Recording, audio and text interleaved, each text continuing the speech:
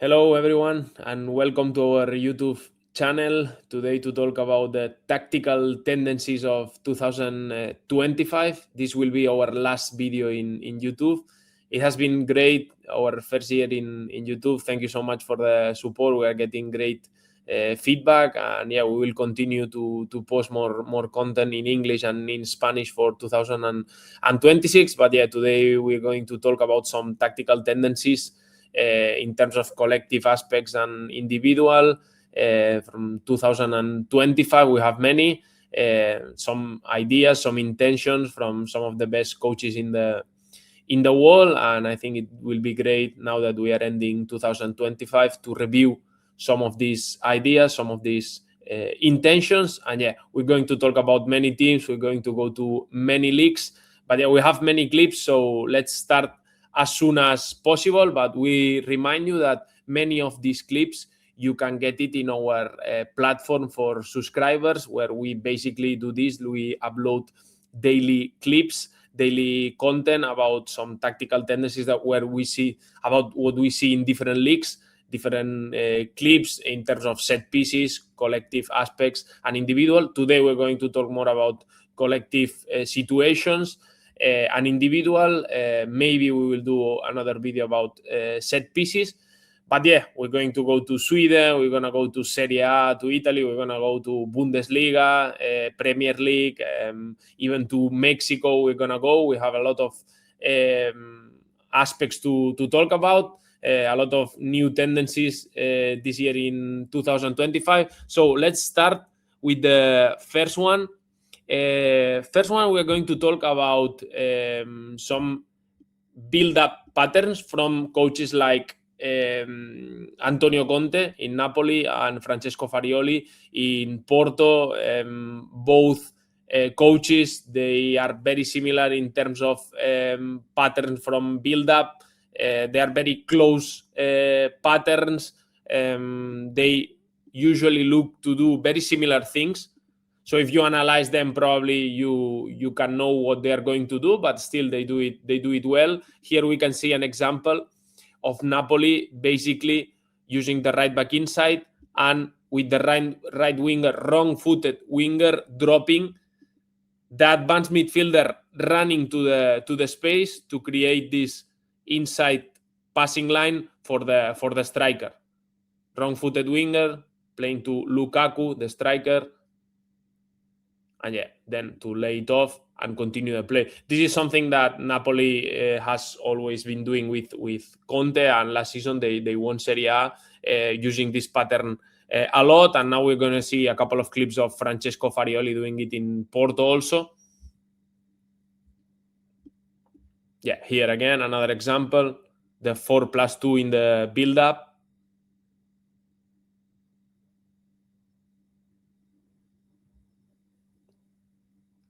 Playing wide to fullback, wrong-footed winger coming deep to receive the ball. The advanced midfielder in this case, because Porto is playing in a 4-2-3-1, is moving outside, making the run to the space to create this space inside for in this case, the opposite winger. See here.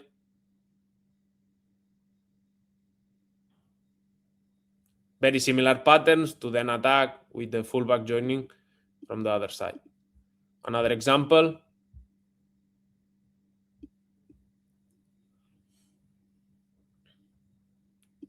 Again, winger dropping deep, wrong-footed winger, advanced midfielder running to the space, counter movement, striker coming to receive the ball. But yeah, it's not easy to defend this kind of situations. I like this idea of the passing angles from the wrong-footed winger to pass inside to the striker. Obviously, they are very similar patterns, and they do it quite often. So if you play against them and you analyze it, maybe you can find a way to defend this kind of situations. But yeah, it's funny to see like the patterns from Francesco Farioli or Antonio Conte. De Cervi, it's also quite similar. We could put here also clips about Olympique Marseille, but yeah, I think this is one of the first ideas I wanted to show. The second one, let's go to watch some clips about Chelsea.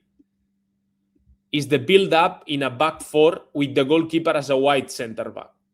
So in this case, for example, we can see Bournemouth almost going man-to-man, and what here you do with this back four, let's say Cucurella is in the left back, and here we have the right back and the center back and the goalkeeper, trying to increase this distance between them for the striker who is in charge of pressing the center back and the goalkeeper. And their third man situation to find this center back. So yeah, it's not easy here to cover all this distance for the striker. We're going to see now another clip from PSV. Even they do it in higher zones. Here this is from, I think, 1 month ago against NEC. And we can see here the goalkeeper playing as a right center back, line of 4 again. And we can see NEC is going man-to-man. And there's one player from NEC pressing the center back and the goalkeeper. So with this, you can increase the distance between both players, the goalkeeper and the center back, and making it difficult for the striker.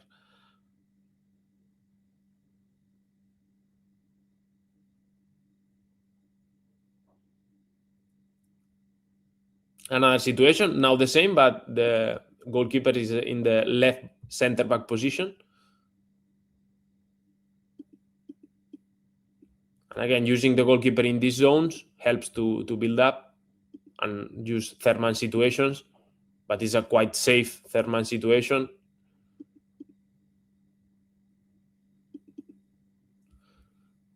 And yeah, one example more, this one from Como, but this one is a bit different, and I want to explain it well. So yeah, we can see here, it's again like a back four, I will call it like this, with the goalkeeper, because the left back is pushing higher.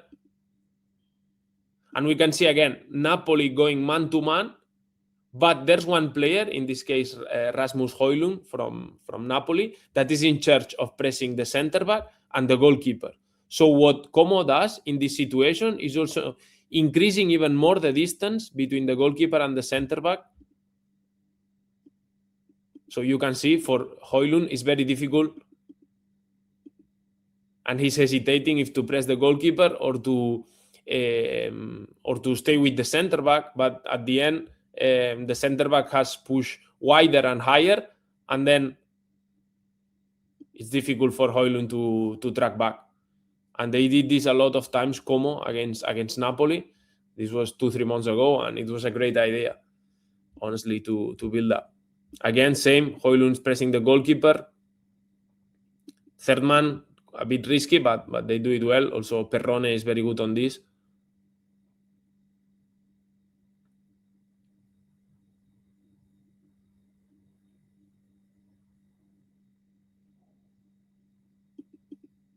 I think this is an idea that we have seen this year in 2025, because many teams, they are doing this, they're going man-to-man to press, and they have one player in charge of pressing the goalkeeper and one of the center backs.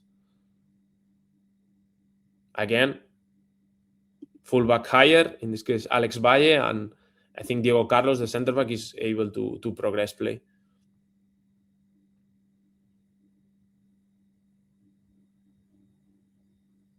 And the last one. Yeah, so the distance here for Højlund between goalkeeper and center back is quite big, and make it difficult for.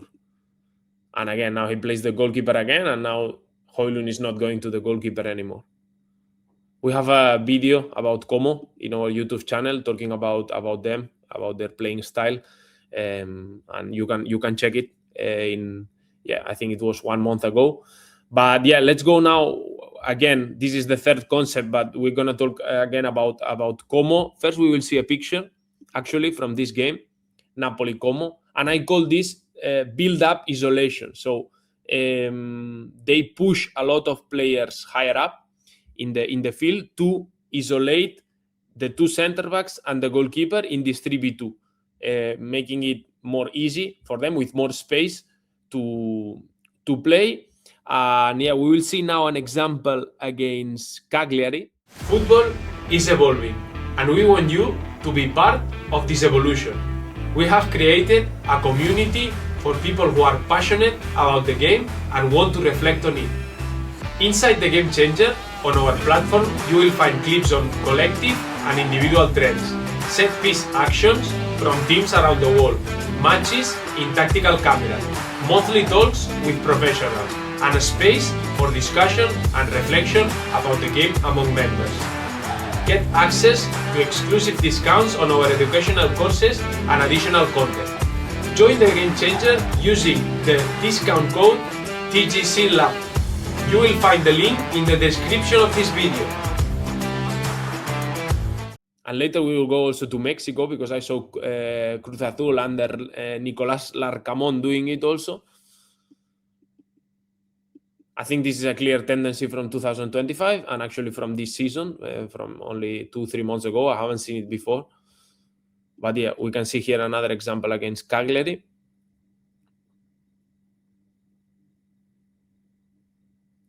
(3v2), and then look, one of the midfielders drops to receive the ball, and he has a 1-2 seconds of time and space enough to turn and be able to already advance and play in better zones than in your own box, obviously. Let's watch another clip now, very similar from Cruz Azul in Mexican League. But in this case, you can see Cruz Azul usually plays with 3 center-backs. So we can see here the center-back actually, Lira, with the ball. The other 2 center-backs are Piovi and Dita, which are good players also with the ball, especially Piovi. Eric Lira is more of a midfielder profile, but anyway, we can see here against Chivas de Guadalajara how instead of this 3v2, it's a 4v3. And then Lira plays wide to one of the center backs and push higher. We can see how they are isolated with all their teammates pushing higher. And then look how they are able. The striker of Chivas, instead of following Lira, decides to step to the goalkeeper, and they do it well, finding Lira inside. And look, they are able to advance and progress. Let's continue now talking about the fourth concept that I have called it like midfielders, basically moving to open passing lanes straight for the front line. So here in this example, we have Chelsea, where they put both midfielders in the same zone. This is a good idea I've seen also from Como, that when they are pressing you man-to-man, for example, by doing this, you open a straight passing line with your front players. Obviously, you need a goalkeeper that can play this kind of ball. But here we can see the left winger of Chelsea dropping deep. The passing line here is clear. The 2 midfielders have opened this space. And yeah, another example and another team that do it so well is Aston Villa. The importance they give to this kind of movement for the midfielders is key. The angles, how they move to open passing lines inside, especially, for example, in this kind of situation where the center back, instead of being more wider, is more inside. Then the 2 midfielders, they open and they leave this space for a diagonal or vertical ball to the left winger who is moving inside. Check an example. And here how the Newcastle midfielders are 2-man oriented, so then they leave this space inside. And then look, the striker movement. We're not going to speak about this today, but yeah. Another example from Arsenal. I think they have improved this a lot this season.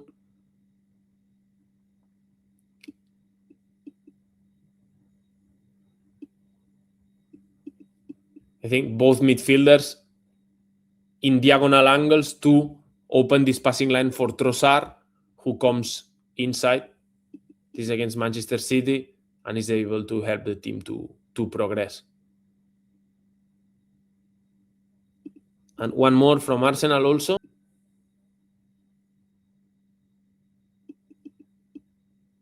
In this case, we can see again how I think it's Mikel Merino, the one that opens this, moves a bit inside to open this passing line for Raya to play straight to Saka.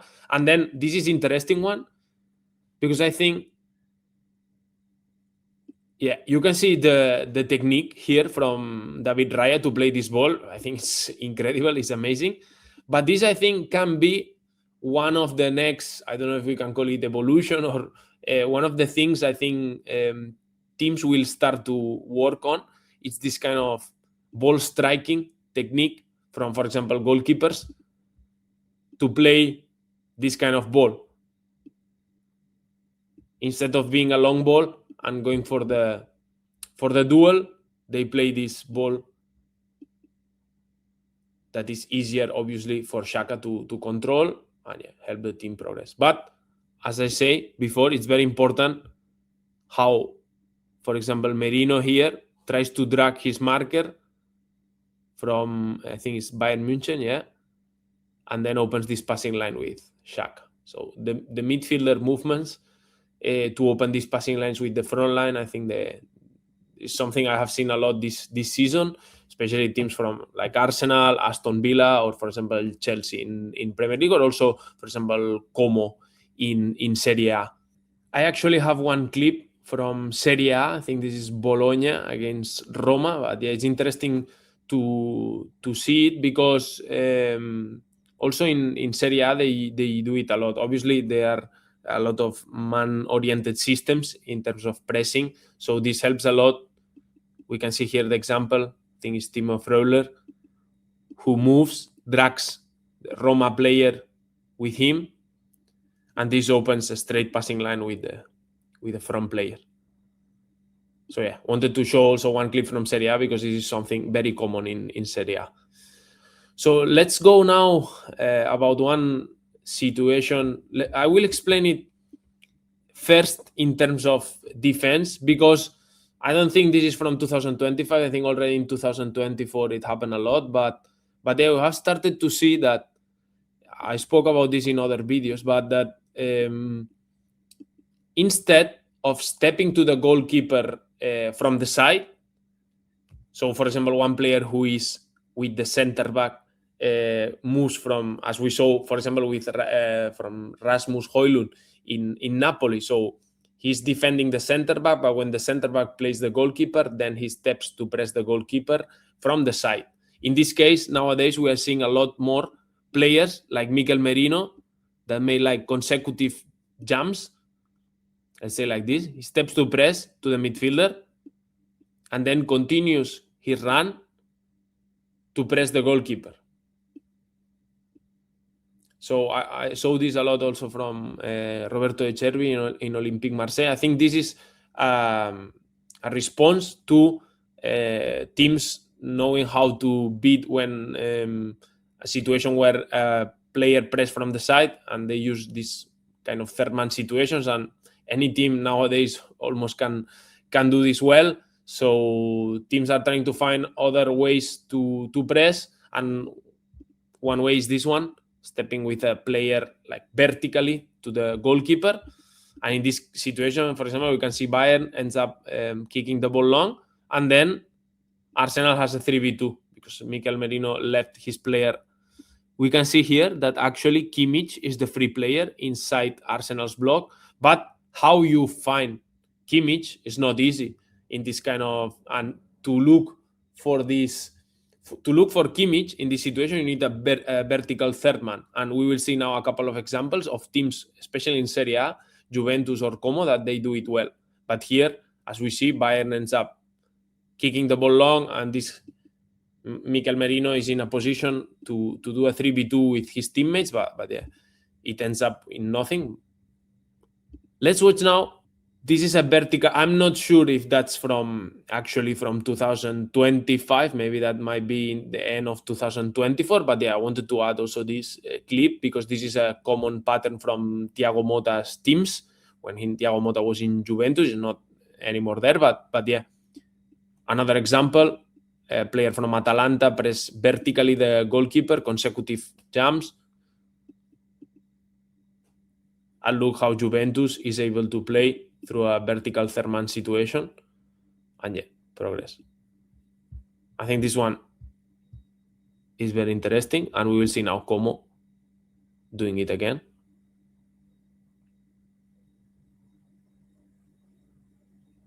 Yeah, let's watch now Como against Fiorentina. Como they do it well also. I've seen some clips. Again, another example, Fiorentina player pressing from inside vertically to the goalkeeper. This makes Perrone free. And then Como is able to play a third man situation and progress. One touch also combination, and yeah. Then look for the wingers. That is something that also we have in this YouTube video about Como. Now let's talk about another one. I think the 6 already, 6-1, and yeah, this is interesting one. We're gonna talk about the center backs and the role nowadays they have with the ball. This is Lewis Dunk against Man United, because usually when center backs play back to the goalkeeper, we tend to say, yeah, play back to the goalkeeper and then move wide. But in this case, what Lewis Dunk does is actually give an inside support to play a third man situation with Van Hecke, the other center back.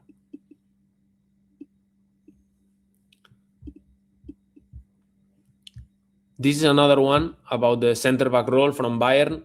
I call it like a pressing release situation, where center back, actually here we can see, is a 2v2 situation. It's difficult for Bayern maybe to progress, but what I think is what Ta does is basically play to the fullback, then move forward and open a straight passing line with the goalkeeper to switch play.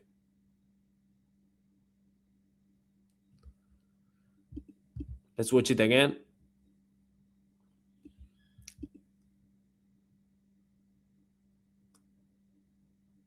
Yes, basically it's about this new role for the center backs to pass and move forward many times, and not always be in deeper positions in build-up. And now we're going to see, I think this was key for the semi-final, Champions League semi-finals between Inter and Football Club Barcelona. The importance of Inter center backs of passing and moving in deep build-up, because I've said this many times also, it's difficult for wingers and strikers, especially those kind of players that they are more talented and they maybe prefer to skip a bit of the defensive work. And we can see here, because I think that Inter did it very well against Barca. We can see here how Bastoni plays wide to Mkhitaryan, and you can see here already how Lamine Yamal is not following him. In this case, the midfielder is balancing this. That's also very good from Inter. But yeah, look how Bastoni progressing there creates a lot of problems to Barcelona. Another example here, very similar.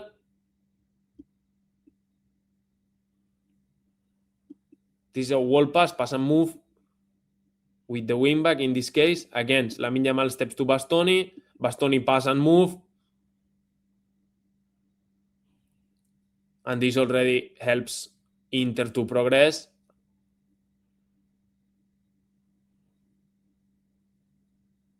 And almost score a goal. I think this was very important in modern football. It's very important. We are seeing it more and more with man-oriented pressing systems, and then this kind of center backs passing and moving. It's very difficult to defend. If you do it well, of course you take risks because you move the center back out of position. But as we've seen in this clip, no, in the clip before, sorry, the importance of the midfielder balancing the defensive line can also help a lot. But yeah, I think this is quite a modern tendency to use. We already see it, obviously, in Bologna. I think it was, I don't know if it's already 1 year and a half or 2 years ago with Thiago Motta in Bologna using Calafiori in this position. But I think we are seeing it more and more times. And yeah, Inter was a good example of the importance of this in the semifinals against Barcelona. Let's continue to talk about pass and move situations. In this case, more in wide zones from the fullback. I think this is an underrated play, the fullback wall pass. And yeah, we can see here in this example from PSG how Nuno Mendes receives deep and a bit inside and then plays to the winger and continues his run. We can see here Arsenal, actually, they are in a man-to-man situation in the side.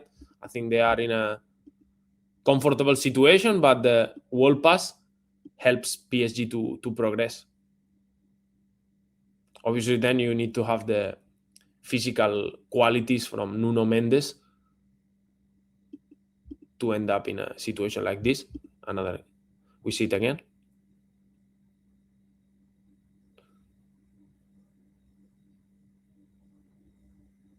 So we can see this in some of the best games in the world.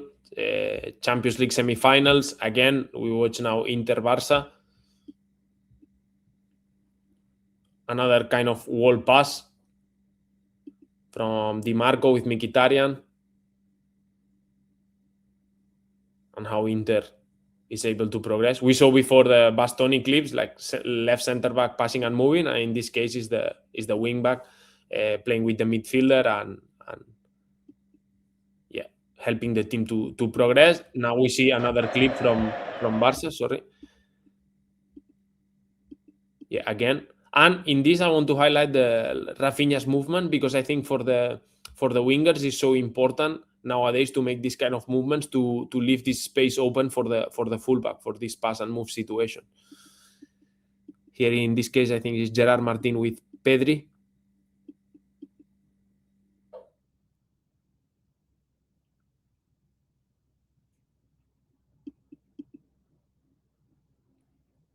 And how a simple wall pass, well done, can help the team already to progress, and how important these wall passes are nowadays in football. And I wanted to add another one. This one is not in wide zones, it's not from fullback, but is another example of the importance of wall passes nowadays. We can see here also another situation where Chelsea looks like in a man-to-man, and how Vitinha plays 1-2 and is able to progress play and create some danger. It doesn't end up in a goal situation, but yeah, we can see here also. I think Vitinha does this very well, like this kind of wall passes inside, and it's also a common trend nowadays to progress through wall passes. Now we are going to talk about the importance of 1v1 situation in deep build-up, and the importance of having players that they are able to turn and to handle 1v1 situations to help the team progress. And yeah, I think this is a bit where football is going to players that they are able to beat their direct opponent and help giving another solution to the team to progress play. Here we can see an example of Mkhitaryan. These individual skills nowadays are so important, and I think it's something we are going to see more and more, that teams start to work in terms of individual aspects, individual fundamentals for players to beat their markers. For example, here we can see an example of Mkhitaryan taking advantage of the defender's pressing momentum. We can see here coming to support Di Marco and feinting to help the team progress. We watch it again. I have many examples of this. Another example here in Onana. I think Aston Villa. I think Aston Villa is one of the best teams about doing this.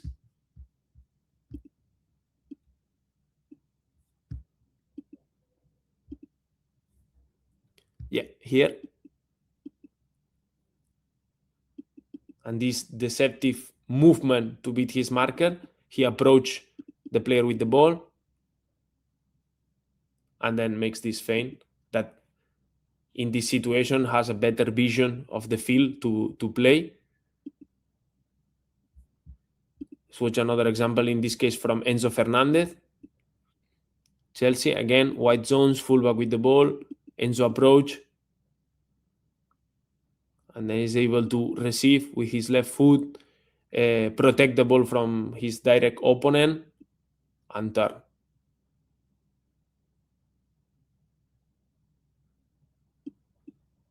You go to receive the ball in a direction that goes a bit against the defender pressing momentum, and this helps you to be able to turn in the opposite direction.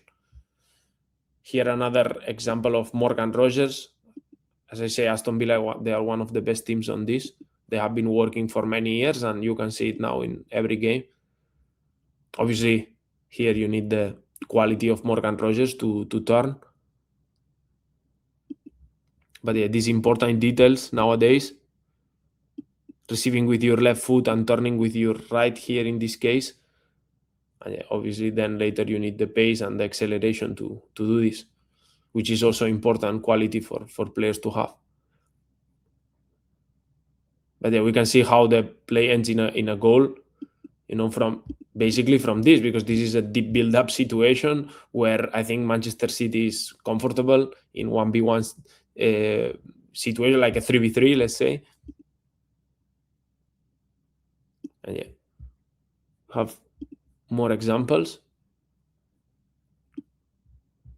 This one, McGinn, I think is one of the best players in terms of protecting the ball.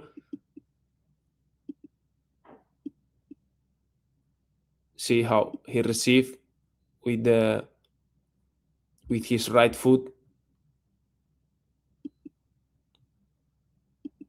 and then he's able to protect the ball and help the team to get a free kick. This one is from Barcola, PSG. Again, similar situation, receiving with his back to the goal.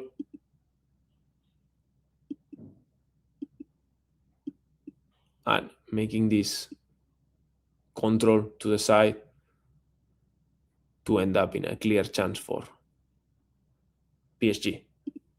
Again, he changed a bit the direction to make it difficult for his direct opponent, because he needs to also change direction, and then he changed again the direction, which makes it very difficult for the defender. As I say, obviously you need the quality for this. And this is another example from Arsenal, in this case from Timber. It's more about ball protection in this case, but yeah, we can see here how he turns and protects the ball, and it helps the team to progress again. Then good movement from Saka inside, and then they are able to switch play. And we see a lot of this situation because, again, like, I think the situation is under control for Bayern. You can see here it's 1v1, and working in these kind of situations to beat your marker, I think will be the future of next years in football.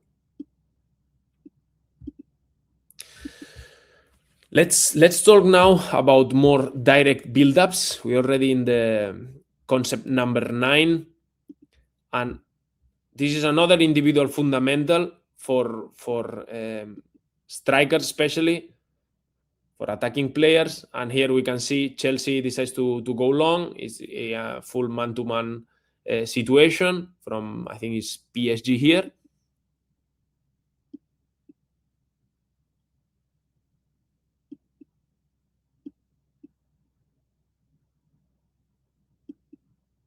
Look at this, from João Pedro. Watch it again. Instead of focusing in the ball, he focuses in basically avoiding his direct opponent is able to intercept the ball, to clear the ball, and use of body to put your direct opponent off balance in long balls.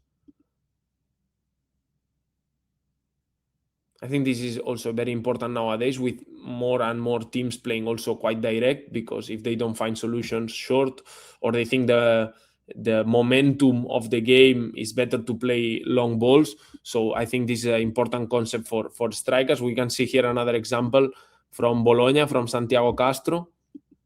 Again, Roma, we all know with Gasperini, they go man-to-man. And look how he checks where his direct opponent is. Tries to look for contact, and then he's able to get the ball. Sometimes you obviously don't get the ball, but you don't allow the opposition player to clear it well, and so you already can fight for the second ball in a better zone than if you just focus in trying to win this duel in the air, because usually the defenders have the advantage in this kind of situations. And another individual fundamental that I feel is very important nowadays, we can see here, I think this is Crystal Palace against Liverpool, and Liverpool is going man to man. No, I'm not sure if they're going man to man. No, but the two midfielders, they are man to man with Adam Wharton and Kamada. And look, Crystal Palace usually looks for a long ball, and how Kamada anticipates this long ball. He knows his team probably will play long, and then he overloads this zone for the second ball. Yeah, we can see here, actually, Crystal Palace in this zone where probably the ball will go. They have obviously Mateta to fight for this ball, but then Kamada arrives and gets the ball. Watch it again, how he anticipates the play. His direct opponent, I think he slips a bit there, but yeah, you can anticipate what your team is going to do, because you know it, obviously, that your team will probably play long in this one, maybe by a signal. I don't know how he knew that, but yeah, this is an interesting thing also to control the second balls. We continue talking about long build-up situations in the concept number 10. In this case, we are going to talk about the strikers, the two strikers, short combinations between them, short distances. I like this kind of combinations where we can see here from Inter, where the defenders or the goalkeeper play long, and the two strikers combine between them, laying it off, for example, here, to attack. This is an example from Dortmund also, with their two strikers.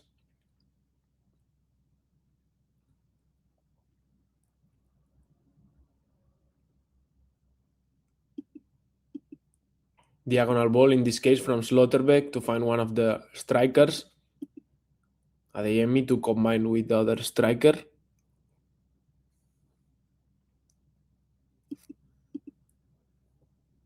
Yeah, and now we're going to watch Aston Villa. Sorry. But Aston Villa in their 4-2-2-2. I didn't add this build-up in a 4-2-2-2 as a tendency in 2025. I could do it, but I think it was already from many years ago. But we can see this year more and more teams playing in this kind of 4-2-2-2. And yeah, for example, this case is a bit different. But we can see here playing this long ball. Short combinations inside and two players attacking the space in behind. And then fullbacks arriving from behind, which is, I think we'll talk about fullbacks later, but it's a tendency from this year.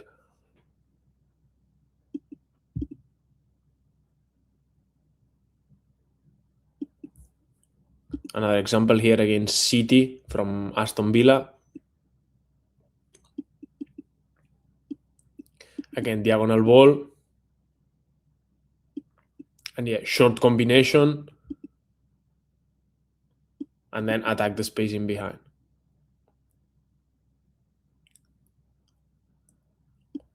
These last two, they are a bit different from the first two between Inter and Dortmund. But yeah, basically, I want to talk about these direct balls between two strikers in short spaces, combining between them. I remember, for example, Leverkusen under Xabi Alonso, they did it very, very well. And obviously, Inter's Conte with Lukaku and Lautaro, they also very good on this. And yeah, also Inzaghi's Inter in this short combination between Thuram and usually with Lautaro, they also do it quite well. Dortmund, that they play with two strikers in this situation. But yeah, especially for teams that they play with two strikers and how they combine between them, one player laying it off and the other one receiving this second ball to then attack the space in behind with other two players, or even with the fullbacks arriving from behind. Let's talk now about diagonal passing, diagonal progression.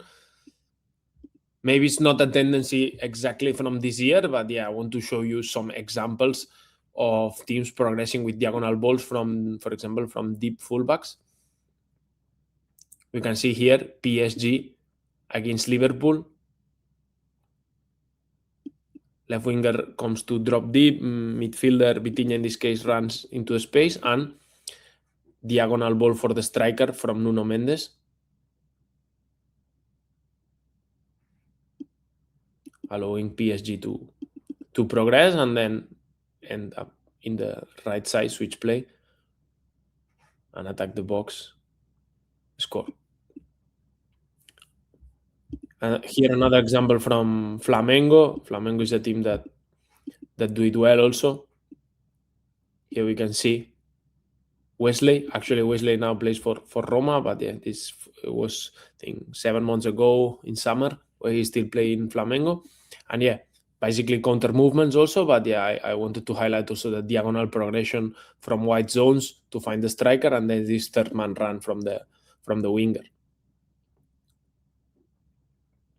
This, if I'm not wrong, I think it's against Chelsea, yeah. Now we're going to see also in the diagonal progression, we can talk also about escadinhas and this kind of situations where three players are, for example, in the same line with the ball, like here, and play this ball inside and look for a third man run from the center back joining from behind. This is something very common also from Mjällby. We will see now more clips. Again, diagonal between three players to try to find the third player. This is not from wide zones, but yeah, another one situation where you look for this third man run. You play this diagonal ball where three players are in the same line with the ball. And here the last example about Stuttgart scoring a goal in this kind of escadinha and cortaluz, where the second player lets the ball, feigns that he's going to touch the ball, but actually lets the ball pass him.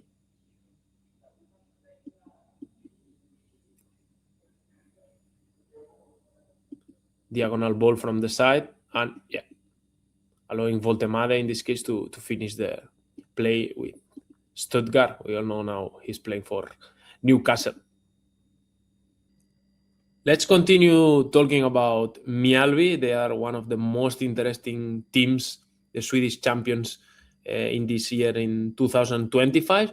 And we can see here this concept we're going to talk about now is the wide tilting or numerical overloads in wide zones. We can see here Mjällby accumulating a lot of players, usually the two midfielders, the wing back, maybe even the side center back, and maybe at times also the opposite attacking midfielder. Yeah, here we can see both midfielders in the same zone, advanced midfielder, the wing back, the right center back. They play kind of a 3-2-4-1 system. We also have a video in YouTube. Actually, is the video with most views in our YouTube channel about Mjällby. You can check it on our YouTube channel. and in Twitter, actually.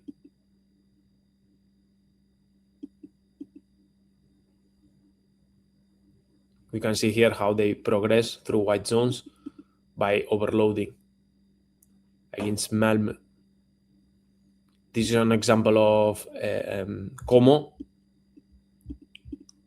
they are like a team that in the first seconds of their possessions they are quite positional, but as the play advances, then they start to be a bit more relationist, and they start to do these kind of things where when they arrive to white zones, for example, here we can see how both midfielders will come to play in similar zones, and they will be able to create this overload here and play short combinations between them to end up with Nico pass sending a ball to the space for one of the midfielders running in behind. But what is more interesting from Mjällby is that they also do this kind of wide tilting in deep build-ups. I call it this in Mjällby's analysis that it's not the same to be under pressure than to feel under pressure. We can see a good example here of how many players, 1, 2, 3, 4, 5, 6 players playing here in short spaces. Again, a deep build-up from Mjällby. Look how one of the midfielders plays to the side and how they combine here. 1, 2. Look how many players in the side.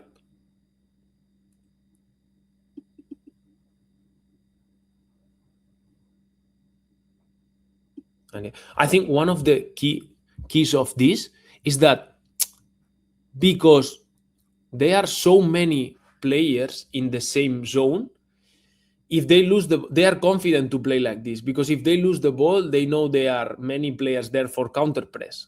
So they are not afraid to lose the ball. They are not worried about the transition. So they are able to combine and to enjoy playing football there in the side. Yeah, I think it's something that we might start to see in 2026 from more teams. This kind of wide overloads, even in deep build-up, where you have the sideline there that obviously is more difficult to combine, but also more difficult for the opposition to get out of there if they recover the ball, and you have many players in close proximity, so you are able to counter press very fast. So you can let your players kind of play a free football situation where they know that if they lose the ball, they will have they are close to their teammates to counter press. So let's go now to watch another clip, in this case from Arsenal. We go to another concept. In this case, we're going to talk about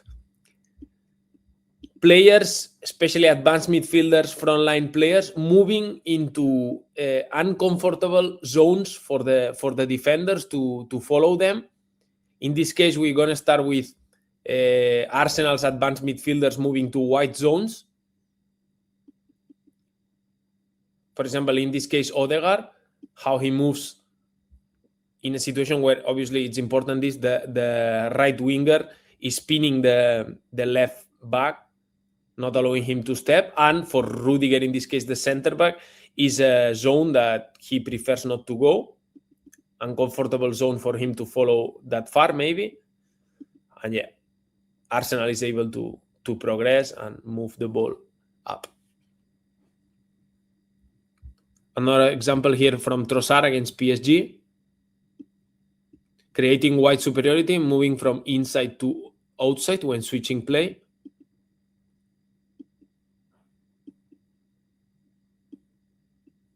So yeah, we see how Trossard first is inside, but moves to a zone where the left wing back is spinning the left back, either right back, so the right back is not going to step out, and then the right midfielder Marquinhos is too far, and even for Vitinha also as a only holding midfielder is too far too. And this ends up in a goal for Arsenal. Obviously, then later you have to carry the ball like Trossard does. This is obviously high class. And then good cross to end up in a goal.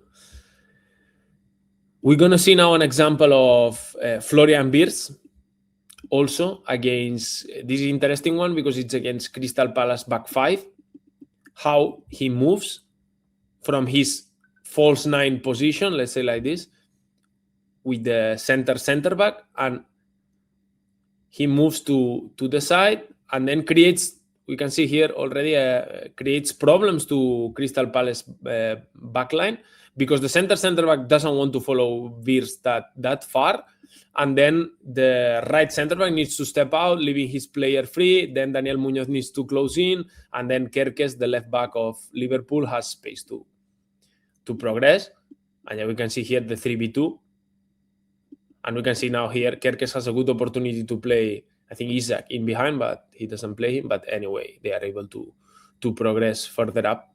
And I think this one is very interesting, like basically to move towards zones where defenders don't feel comfortable following you. And another example here from Mjällby, crossing lanes, we can call it also.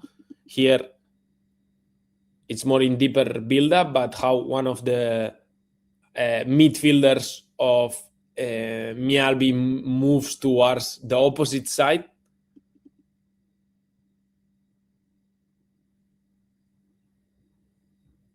We'll see now another example. Again of Mjällby. One player moving towards the opposite side where the defender, take a look at the defender because he won't follow him to that zone.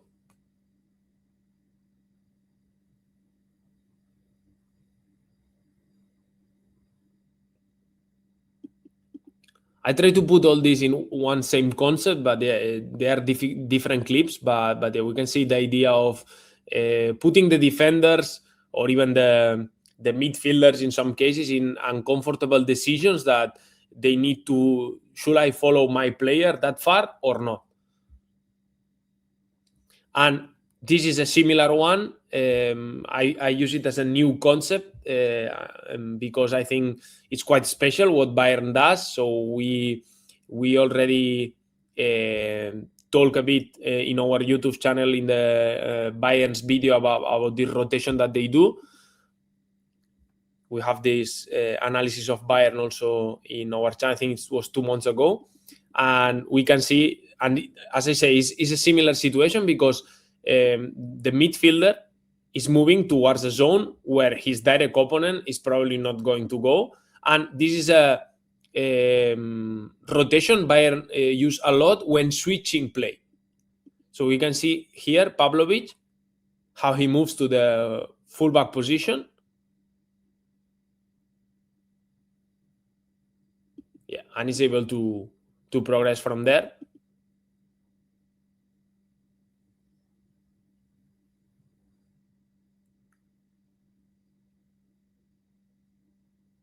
Another example, take a look at Pavlovic here. He's with Pascal Gross, his direct opponent, but then Pascal Gross doesn't follow him first, so he gives him a bit of time and space.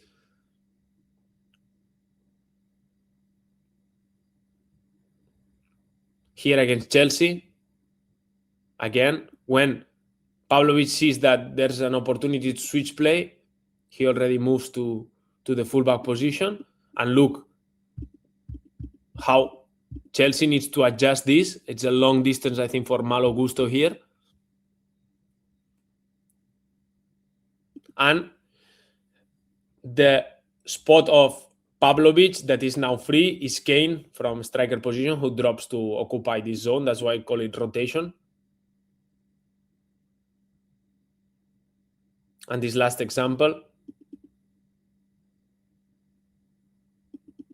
again, Pavlovic moving and Kane dropping deep when switching play. It's an interesting idea from Bayern.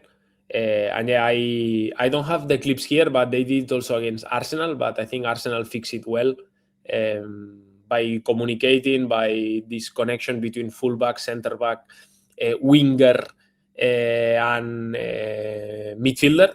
they organize it well.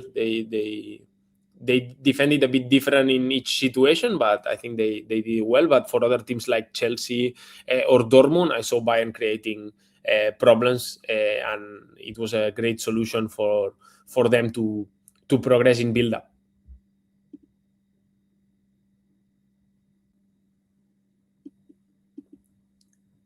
We'll talk now about the fullbacks in the half spaces, especially about two teams, Porto with Francesco Farioli and Bayern Munich with Vincent Kompany, that they have been using the fullbacks in the half spaces during all the games, basically. And yeah, we will highlight the importance and the intentions of this position, this role. We can see here both fullbacks from Porto. We also have an analysis, I think it's in Spanish in this case, about Porto. You can check it.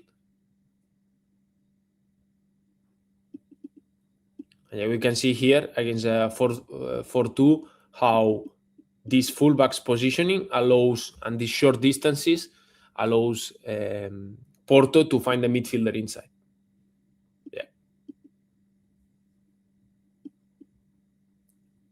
Now we will see Bayern doing it. We will see different clips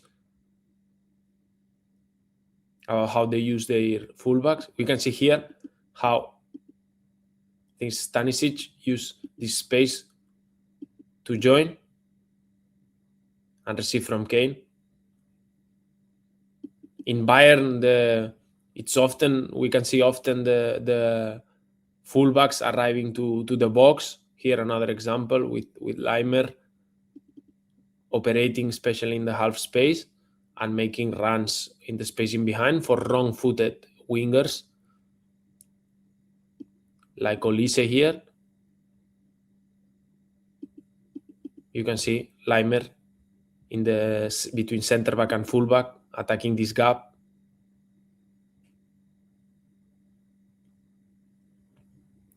Again, we can see Leimer here in the half space and attacking this gap for Olise, being able to play a great ball for him and finish with almost a goal.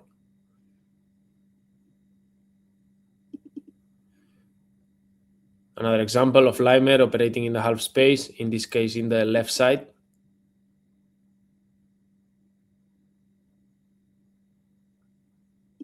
With the winger, in this case Gnabry, wide. And here, look, a great combination. No, I think Luis Diaz actually was the winger. In this case, Gnabry from the second striker position move wide. And then we can see Leimer arriving from behind, as I say. Great ball and almost a goal for Bayern. And yeah, I will put another clip of Porto, but in this case, we can see the importance of fullbacks arriving late from behind. We can see operating here in the half space to play to the winger wide, then making a run, and this creates a bit of the defenders are a bit confused. They don't know if to follow the fullback or what to do, because the winger who was supposed to follow the fullback stopped following him. Let's take a look. So you can see here, he moves. Then the winger actually comes to help the fullback to defend the wingback to defend this situation. And then Porto, with a wrong-footed winger, is able to play inside. So in this case, the right centre-back has a problem because he is in a 2v1 situation. Numerical inferiority, and Porto is able to finish the action. And I think nowadays, Aston Villa, they are a good example of this, of having the fullbacks actually in deeper zones, helping to build up from half spaces, and being protected for defensive transitions, but arriving late from behind in the right moment, maybe not so many times during the game, but those times are important when they feel there's space to attack, and then they can create a numerical advantage, like in this kind of situation. They join. If not, they prefer to stay in this half space zone, being helping to circulate the ball, but not joining the attack, only joining the attack in very important moments. And we will continue now talking about fullbacks, but in this case, about wrong-footed fullbacks. That is an idea that Vincent Company has been using a lot with Limer, and I think it's something very interesting in terms especially of deep build-up. Later, in more attacking zones, it can be maybe not the best option, but in terms of deep build-up, we can see it here, how Limer being right-footed helps Bayern to find Kane inside. Then Kane obviously has the ability to turn that against Dortmund press, and yeah, Limer then receives again, and as we say, operating in the half space again. And yeah, here you can see how Limer receives, and look, this passing angle inside for Luis Diaz.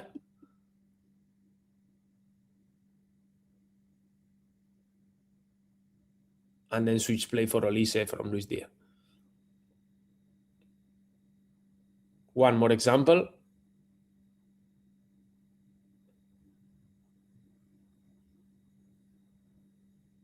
How Limer opens his body profile, and then he's able to receive and find a player inside again.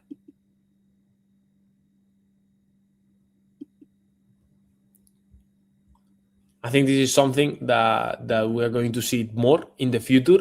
And another thing maybe will be wrong-footed center backs to play this kind of balls inside. We have already seen it, but not in kind of in purpose. Just because sometimes teams don't have maybe one left foot player and one right footed, so they have two right footed, so then they do it, but not in purpose as a build-up solution. And I think teams can explore this opportunity that against, it depends obviously on the opposition press and obviously in your game model, but you can it can be an interesting solution for to beat pressing systems, especially in deep build-up situations. And yeah, we move now to defensive aspects of the game, and I want to highlight also Francesco Farioli and Porto, because I think in terms of out of possession, they are one of the best teams in the world. I think they have conceded very, very few goals in Portugal, and they are this kind of team where they alternate between going man-to-man and giving the backline a +1 with one of the midfielders, which I think it's quite a modern tendency, alternate between this man-to-man situation to having a +1 in the backline with the midfielder being that player dropping. We can see it here, like Varela in this case is the midfielder who is in a man-to-man situation, but when the ball is played to the side,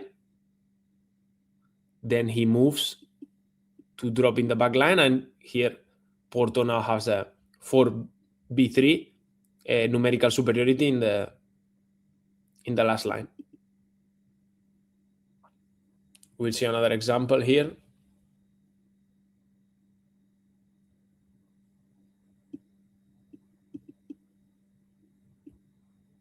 In this case, what Porto does is one fullback stays in position and the other fullback is the one stepping out to press. And in this case, it's not the midfielder, the one dropping to the back line, it's the fullback who is trying to... We could put also clips from De Chervi, from Olympique de Marseille, because De Chervi does this a lot also. But in this case, for example, because they play to the other side, the midfielder stays with his player, but is the opposite fullback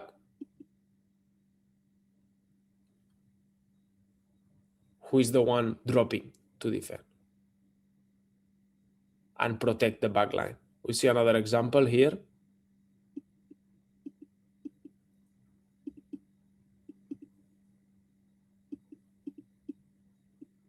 In this case, is different. Both fullbacks are up, and the midfielder Varela is already with one of the front players from the opposition team. And I think this is very interesting from Farioli because he adapts his defensive plan depending on the players available, depending on the opposition.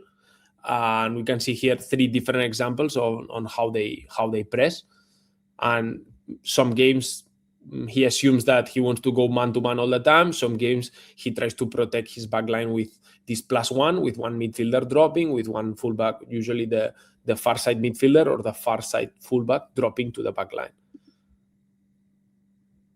And yet here we're going to see now an example of this, but not only in more pressing situations, but also in mid-lower block, how Varela, the midfielder, already moves when he sees that there is a situation that the center back moves out, the fullback stepping out to press, because the winger stepped to the center back. In this case, the opposition was playing with 3 center backs, and then fullback goes to wing back, center back goes to winger inside or advanced midfielder inside, and then the Varela is the one dropping between center backs,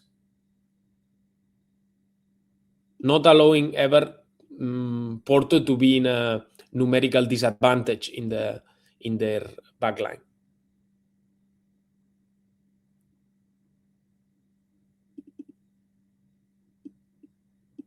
Here another example, how Varela drops to the backline, allowing the fullback to be able to step to the wing back. In this case, not in between both center backs. In this case, as a left side center back, let's call it like this. In this case, the opposition team is able to find a player between the lines, but for Porto, it's important to be 5 in the back line in this kind of low block situations, and never being trying to always have an advantage and have a +1 in this box situation, or at least being equal. So now let's talk about another defensive concept. This one from Inter. I call it defensive diagonals because I saw it against Barca in the semifinals. I think it's an interesting concept to talk about. I still need to learn about this concept, to be honest, because I haven't seen it so much. I heard that many years ago. I put this on Twitter if someone had information about the defensive diagonals, and they say that many years ago they use it a lot, but I haven't seen it often. But now in Inter, I see it, like they don't look to do the typical line of 4 or 5 that they are always trying to play for the offside and being in the same horizontal line, let's call it like this, with only maybe one player stepping out and the other ones closing down. In this case, it's a bit different. They are escalonated. I don't know if this word exists in English, but yeah.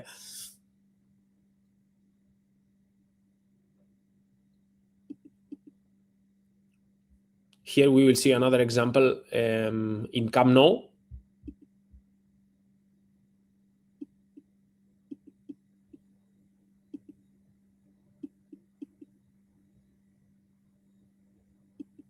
Of these defensive diagonals. Obviously, you are always quite protected for the spacing behind, but it depends also. For example, we can see in this situation where as close as you are to the ball, as close you are to your direct opponent. So here we can see, I think it's Thuram very close to Íñigo Martínez. I think this one is Varela very close to Pedri, and then in the left side we can see Mkhitaryan, who is only protecting the space, and he gives more space to Frenkie de Jong. And yeah, we can see the defensive line doing a bit similar things, the wing back stepping out, but then in this case I think it's one of the midfielders who is following outside, but then we can see the center backs I think if I'm not wrong, this one is Bisek, like is behind, many meters behind the wing back, and even the center back, Cherby, is even more behind him. So yeah, this was an interesting concept I thought to highlight and to talk about. We go now to the last three concepts, and yeah, these are individual defensive fundamentals, we can call it. Yeah, I found a few interesting ones. This one, especially about disrupting the press and blocking, from Rico Lewis in Manchester City, but I also saw Bayern doing it quite often, and we will see now some clips. But yeah, we can see here, like the player who is stepping to press out Rico Lewis. We see now. Yeah, when Rico Lewis plays back, his direct opponent wants to step out and continue pressing, and maybe it's a good moment for Liverpool to push their lines higher up and start pressing Man City. But what Rico Lewis is with his body, he plays back and he blocks the pressing momentum from Liverpool's player. I think it's an interesting concept that we are going to see it more and more nowadays, especially with these players that they are jumping to, for example, in this case, Rico Lewis, and then they continue pressing to another player. It's easy for Rico Lewis to just block his run.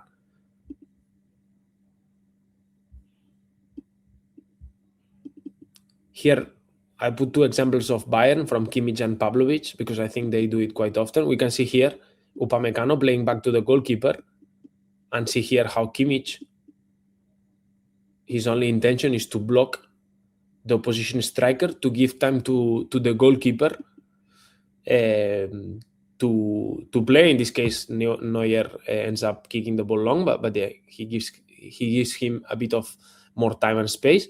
And yeah, another example here in a throw-in situation where Pavlovic plays back to Leimer and then blocks the defender run. And we can see here how he gives time and space to Leimer to play back and switch play. I think this interesting concept, individual fundamental, that is important to disrupt a bit the opposition press. Let's go now with a wing back behavior in the 3-4-3. That is from Mjällby. That I haven't seen this concept many times, so I wanted to talk about it. As you can see here, Mjällby is pressing 3-4-3, and yeah, the intention of Mjällby is that they don't play inside. So what the wing back does is, we can see here that for one of the Mjällby's midfielder who was pressing in the other side, it's difficult maybe to arrive to the ball side midfielder, as we can see here. So what the wing back does is actually, instead of pressing vertically, he moves inside and tries to press from inside to outside and cuts this passing line with the midfielder. You can see it here.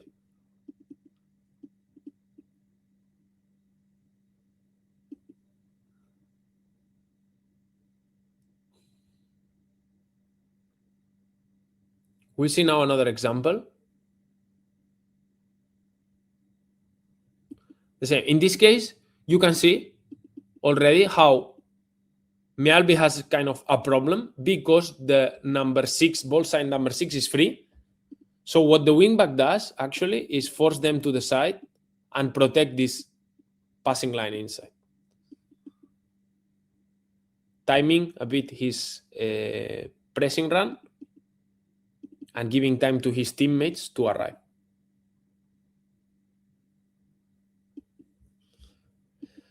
And the last one, I wanted to add this clip because I feel it's one of the, I don't know if it's a tendency or we can call it tendency, but yeah, Arsenal low block, mid block defending, obviously high press too, but yeah, I wanted to highlight this, the hard work from all the team in their 4-4-2, kind of more zonal, but obviously looking for moments to to end up more of a hybrid pressing, they call it. So yeah, it's a 2 minutes clip. I will only show 1 minute, but yeah, we can see here a bit the ideas of the 4-4-2 and the importance also of the two strikers closing inner zones and protecting the space between midfield line and attacking line. We can see here also the involvement of the wingers is very important. The midfielders protecting half spaces, protecting the back line. Here, take a look. Like here, Bayern might have an advantage, but Zubimendi already moves there. But look how this one for me is very important. Look how Zubimendi goes to protect the half space, and then Bayern knows that between the lines there's space because Zubimendi has dropped, but then Eze is the one, the striker, closing this space. You can see it here. This is one of the keys for me for Arsenal, and that other teams they struggle when this happens, when the midfielders follow in the gap between center back and fullback. If the striker don't drop there, it's a problem, or might become a problem. We can see here already Eze's position, how the block is very compact, very little spaces between the lines.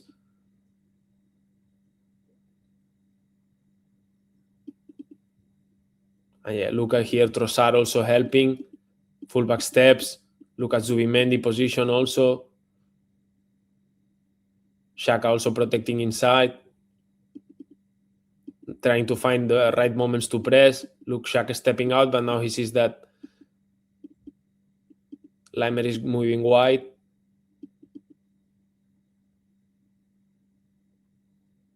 Yeah, so they cannot get the ball, but they go back again into this 4-4-2. And yeah, until here. So yeah, thank you very much. 1 hour, 15 minutes or a bit more, but yeah, I think it was good to do this kind of video to review a bit what 2025 has been. And yeah, for us, it's an important year. It's the year that we started to this project, the Game Changer, in Twitter, but also now in YouTube. And yeah, in 2026, this is one of our goals, to start producing more content in YouTube, to start analyzing more teams, not only the big ones from the big leagues, but also some smaller teams or smaller clubs in other different leagues that maybe they are not in the spotlight, that we can highlight them, that they are playing a different football that what we are used to see nowadays. And yeah, I wanted to talk today about these tactical tendencies from 2025. I hope you like the video. Don't forget to subscribe to our channel, to give us a like. It's always very important for us to keep growing. We are adding new analysts to the team. We're going to be producing more videos in English and in Spanish, and yeah, hopefully this can help.